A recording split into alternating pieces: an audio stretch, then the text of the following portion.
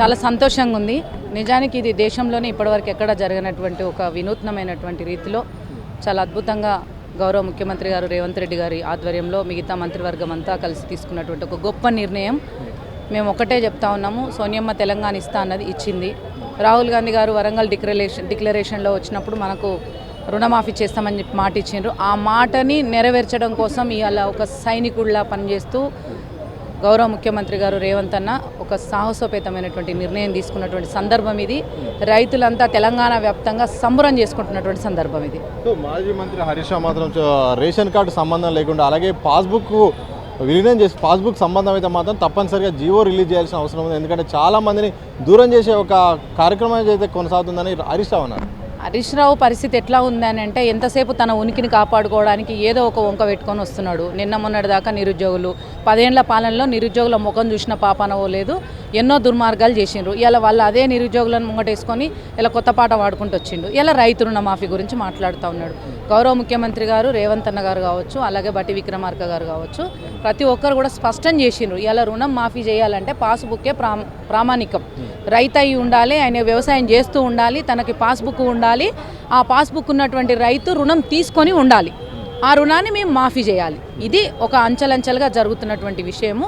ప్రతి ఒక్క అంశాన్ని కూడా ఎక్కడ చూసినా ఓ భూతద్దం పెట్టి ప్రజలకు ఏదో చూపించి మభ్యపెట్టి ప్రజల్ని తప్పుదోవ పట్టించే ప్రయత్నం హరీష్ రావు గారు చేస్తూ ఉన్నారు. ముఖ్యమంత్రి గారు తానే స్వయంగా చెప్పడం కూడా జరిగింది, ఇలా పాస్బుక్ ప్రామాణికంగా జరుగుతుంది అనేటువంటి విషయము మీడియాలో కోకొల్లలుగా వస్తూ ఉన్నది. మరి అది వాళ్ళకి వినబడతలేదా కనబడతలేదా మాకైతే అర్థమైతలేదు.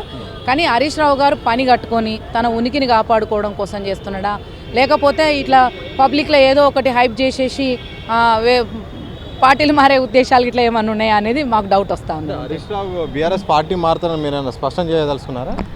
మేబీ మారవచ్చు, ఏమున్నది మారడానికి. అధికారమే ప్రామాణికం అనుకున్నప్పుడు అధికారం ఎక్కడుంటే అక్కడ పోతాం అనుకున్నప్పుడు పోతారేమో. ఎందుకంటే చాలా వార్తలు మేము కూడా వింటున్నాం కాబట్టి చెప్పడం జరుగుతుంది ఈ విషయము. మీరు మీ రాజకీయ ప్రాబల్యం కోసం 10 ఏళ్ళు చేసిన దుర్మార్గాలను చూసి తట్టుకోలేకనే ఇలా ప్రజలు కాంగ్రెస్ పార్టీకి పట్టం కట్టారు. ప్రజాపాలనని కొనసాగిస్తూ ప్రజానాయకుడు రేవంత్ అన్న సహచర మంత్రులతో కూడగట్టుకొని ఎమ్మెల్యేలతోటి అందరితో కలుపుకొని మాలాంటి కాంగ్రెస్ పార్టీ కార్యకర్తలందరితో కలుపుకొని ముందుకెళ్తా ఉన్నటువంటి సందర్భంలో ఒక స్పష్టంగా తను ఏం చేస్తున్నాడో స్పష్టంగా పారదర్శకంగా ప్రజలకు కనిపించేలాగా చేస్తున్నాడు. వాళ్ళ పాలనలో అధికారులను కూర్చోబెట్టి మాట్లాడిన పాపాన బోలే, వాళ్ళ పాలనలో నిరుద్యోగులను కూర్చోబెట్టి మాట్లాడిన పాపాన బోలే, వాళ్ళ పాలనలో రైతులకు సంబంధించి రుణమాఫీ విషయంలో కావచ్చు, గిట్టుబాటు ధర విషయంలో కావచ్చు, నాణ్యమైన విత్తనాల విషయంలో కావచ్చు, వాళ్ళు ఏం చేసిన పాపాన బోలే. రైతు బంధు పేరు మీద జరిగినంత నిధులంతా అపాత్రదానం చేసిండ్రు. ఈ పనులన్నీ చేసి ఇలా కొత్తగా మా ప్రభుత్వం మీద దుమ్మెత్తిపోసేటువంటి ప్రయత్నం చేస్తున్నారంటే ప్రజలు కూడా గమనిస్తూ ఉన్నారు. ఇలా ప్రజలు ప్రతిదీ గమనిస్తున్నారు.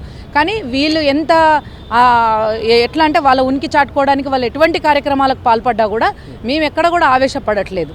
మాకేం చేస్తున్నారు మా ముఖ్యమంత్రి గారు, మా మంత్రివర్గం అంతా కూడా, ఇలా మా ప్రభుత్వం అంతా కూడా అధికారులను పిలిచి కూర్చోబెట్టి ప్రతి ఒక్క డిపార్ట్మెంట్ని సమూలంగా పర్యవేక్షణ చేస్తూ ఎక్కడ ఏం నిధులు ఉన్నాయి, ఎక్కడ ఎటువంటి అవకాశాలు ఉన్నాయి, సంక్షేమ పథకాలను ఎట్లా తీసుకెళ్ళాలి, ప్రభుత్వ పథకాలను ఎట్లా తీసుకెళ్ళాలి, మిగతా అంశాలను ఎలా ముందుకు నడిపించాలి అనే దాని మీద కూలంకుషంగా చర్చ జరుగుతుంది. సమీక్షలు జరుగుతూ ఉన్నాయి. నిరంతరం రోజుకు 18 గంటలు పనిచేస్తూ ఉన్నారు. ఇలా ప్రభుత్వం వచ్చి 8 నెలలు అవుతుంది. అందులో 3 నెలలు మనకు ఎలక్షన్ కోడ్ కిందనే పోయినాయి. 5 నెలల్లో మేము ఏం చేయలేదని చెప్పి వీళ్ళు ఉలిక్కి పడుతున్నారో మాకైతే అర్థం కావట్లేదు. కానీ ప్రజలు గమనిస్తూ ఉన్నారు. ఇలా రైతులు ఎదురు చూసినటువంటి ఒక పండగ వాతావరణం ఇలా మొదలైంది. ఆగస్టు 15 లోపల మొదటి దఫా ₹1,00,000, రెండో దఫా ₹1,50,000, మూడో దఫా ₹2,00,000 చొప్పున అంచెలంచెలుగా ఈ 15-20 రోజులు, ఈ నెల రోజుల లోపలనే పూర్తి స్థాయిలో రైతులకు రుణమాఫీ చేసేటువంటి ప్రయత్నం చేస్తున్నారు. దానికి ప్రామాణికంగా ఇందాక చెప్పినట్టుగా గౌరవ ముఖ్యమంత్రి గారు రేవంత్ అన్న గారు చెప్పినటువంటి మాట, రైతు అయి ఉండడము, వ్యవసాయం చేస్తూ ఉండడము, పాస్బుక్ను కలిగి ఉండడం, ఆ పాస్బుక్తో మీరు రుణం తీసుకొని ఉండడం, ఇవి ఉంటే చాలు కదా రుణాన్ని మాఫీ చేస్తామని చెప్పేసి ముందుకు వస్తూ ఉంటే ఇలా కొత్త పాట వాడుకుంటే ఆయన ముందుకు వస్తుండు. ఇది ఒక్కటే కాదు, మీ దిశ టీవీ ఛానల్ వేదికగా మేము చెప్పదలుచుకున్నాము. ఉస్మానియా యూనివర్సిటీ ఉద్యమ బిడ్డలం, మేము కాంగ్రెస్ పార్టీ నాయకులుగా పనిచేస్తూ ఉన్నాం, ప్రజల్లో నిరంతరం తిరిగినాం, ప్రతిపక్షంలో ప్రజల గొంతుగా మేము ముందుకు వచ్చినాం. ఆ ప్రతిపక్షాలకు సంబంధించినటువంటి వ్యక్తులుగా మేము ఒక క్రియాశీలక పాత్ర కాంగ్రెస్ పార్టీ రేవంత్ అన్న నాయకత్వంలో మేము పనిచేసినాం. ఇవాళ ప్రతిపక్ష పాత్ర పోషించాల్సినటువంటి బాధ్యతాయుతమైనటువంటి స్థానంలో ఉన్నటువంటి బీఆర్ఎస్ 10 ఏళ్ల పాలనలో ఒరగబెట్టింది ఏమీ లేదు. మోరోవర్ ఇప్పుడు కనీసం 10 నెలలు కూడా కానీ కాంగ్రెస్ పార్టీ మీద ఒక రకమైనటువంటి దుమ్మెత్తిపోయేటువంటి ప్రయత్నము, ప్రజల్ని తప్పుదోవ పట్టించేటువంటి ప్రయత్నము, ప్రతిపక్ష నాయకులుగా కనీసం కేసీఆర్ గారు అసెంబ్లీకి కూడా రానటువంటి పరిస్థితి మనం గమనించినాము. కనీసం గౌరవప్రదంగా ప్రతిపక్ష పాత్రను పోషించండి. మీరు ప్రజల పక్షాన్ని నిలబడగలుగుకుంటే, నిజంగా మీరు ప్రజల పక్షాన ఉన్నామని మీరు అనుకుంటే, ఇప్పటివరకు మీరు అట్లా లేరు కాబట్టి మీకు వాళ్ళు బుద్ధి చెప్పారు ప్రజలు. ఇప్పుడైనా కనీసం మీకు అనిపిస్తే ప్రజల పక్షాన్ని నిలబడి ఏదైనా సమస్యలు ఉంటే ప్రభుత్వం దృష్టికి తీసుకురండి.